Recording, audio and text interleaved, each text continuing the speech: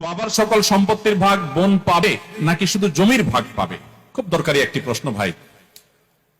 আল্লাহ রাব্বুল আলামিন বাবা মায়ের সম্পদে ছেলেদের যেরকম অধিকার রেখেছেন, মেয়েদেরও কি রেখেছেন? অধিকার রেখেছেন। এই অধিকারটা শুধু জমি জমাতে না, সকল সম্পদে, এমনকি বাবার ঘর, বাবার আপনার আসবাবপত্র, ব্যবসা বাণিজ্য, কল কারখানা, দোকানপাট, ব্যাংক ব্যালেন্স যা আছে, এই সব কিছুর মূল্য নির্ধারণ করে সেখান থেকে আনুপাতিক হারে মেয়েদেরকে দিতে হবে। আমি প্রায় সময় বলার চেষ্টা করি, আমাদের দেশে বাবা বা মা মারা যাওয়ার পরে ভাই হিসাবে বোনের হক পাই পাই করে কোরআন বর্ণনা অনুযায়ী বুঝাই দিচ্ছেন, এরকম মায়ের পুত খুব কম আছে। আপনাদের মধ্যে কয়জন আছেন হাত তোলেন দেখি? বাবা মারা গেছে, মা মারা গেছে, বোনের হক বুঝাই দিচ্ছেন, হাত তোলেন দেখি কয়জন আছেন। দেখেন হাত কিন্তু উঠছে না। অনেকেরই বাবা মারা গেছেন, মা মারা গেছেন, হাত কিন্তু উঠছে না। খুব ভালো করে শুনে রাখেন, ভালো করে শুনে রাখেন। রাস্তায় যদি দাঁড়ায় ডাকাতি করেন পিস্তল হাতে নিয়া, ছুরি দিয়া, এতে গুনাহ হবে। ডাকাতি ভয়াবহ অপরাধ। আপনি যদি চুরি করেন আর একজনের হক মেরে খান, এতে অপরাধ হবে। অন্যের হক মেরে খেলে যে অপরাধ হয়, ভালো করে শুনে রাখেন। বাবা মায়ের সম্পদ থেকে বোনকে যেভাবেই হোক বঞ্চিত করছেন, হক দেন নাই, অপরাধ তার চাইতে বেশি হবে।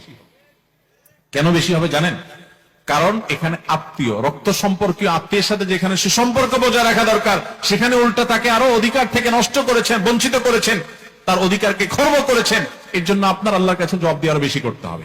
এই দেশে ল্যান্ডের মালিকানা দেখবেন মেয়েদের নাম খুঁজে পাবেন না। আপনি কয়টা জমিতে মেয়েদের নাম পাবেন? দলিলে দেখবেন সব ছেলেদের নাম। ব্যাপারটা কি? ব্যাপার হলো ভাইরা বোনদের হক মেরে খাওয়ার জন্য জাল হাদিস বানাইছে। বলে যে বাবার বাড়ির সম্পত্তি মেয়েরা নিলে তাদের এটা সয় না। শুনছেন আপনারা জাল হাদিস? বাবার বাড়ির সম্পদ খেয়ে ছেলে বড়লোক হয়ে যেতে পারবে, কিন্তু বোনকে দিবে না। এই 2 নম্বরে আমরা অনেকে করি কি করি না?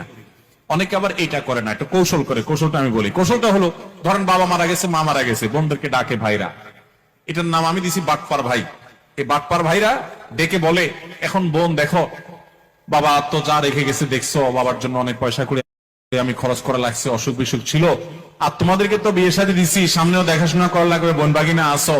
এখন তোমাদের তো এখানে কোরআন হাদিস অনুযায়ী আপনার হক আছে। মৌলভী সাহেব বলছে যেটা দিতে হবে, আল্লাহ কোরআনে বলছেন ফরিদাতুম মিনাল্লাহ, আল্লাহ নির্ধারণ, এটা দিতে হবে। এখন তোমরা কি বলো? এমন ভাবে উপস্থাপন করে, বোনরা চিন্তা করে বাবার বাড়ি বিটায় উঠে দাঁড়াইতে হবে, এসে পা রাখতে হবে, এখানে একটু বেড়াইতে আসতে হবে, এখানে নারী পোতা আছে, বাবা মার স্মৃতি আছে, আসতেই হবে।